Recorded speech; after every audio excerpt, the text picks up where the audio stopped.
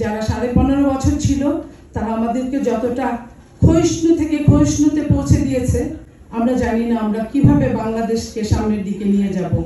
সেই আমরা আজকে এই সময়টা আমি বলতে চাই, শহীদ প্রেসিডেন্ট জিয়াউর রহমানের যে কর্মযজ্ঞ, যে যে সব বাংলাদেশের জন্য করেছেন, তার সুন্দর আমাদের কোনো সংরক্ষণও আমাদের তেমন কিছু নাই।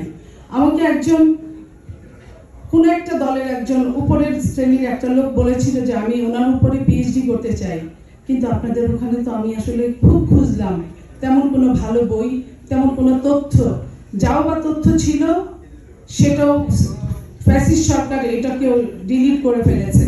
তো আমি কিভাবে করতে পারি, আমাকে কি আপনি একটু হেল্প করতে পারেন?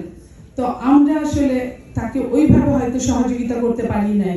আজকে যারা এই ব্রেন আয়োজন করেছেন তাদেরকে আমরা বলতে চাই বিনয়ের সাথে, আপনার এমন কিছু ওনার সংরক্ষণে এখনো রাখা সম্ভব, রেখে যাবেন যাতে আগামী প্রজন্ম থেকে প্রজন্ম শহীদ প্রেসিডেন্ট জিয়াউর রহমানের নামের উপর স্টাডি করতে পারে, তার কর্ম স্পৃহাগুলো নিয়ে বাকিটুকু যেটুকু উনি করতে পারেন সেইটুকু আরো সামনের দিকে নিতে পারে, সেইটুকু আমরা আপনাদের কাছে আবেদন রাখছি।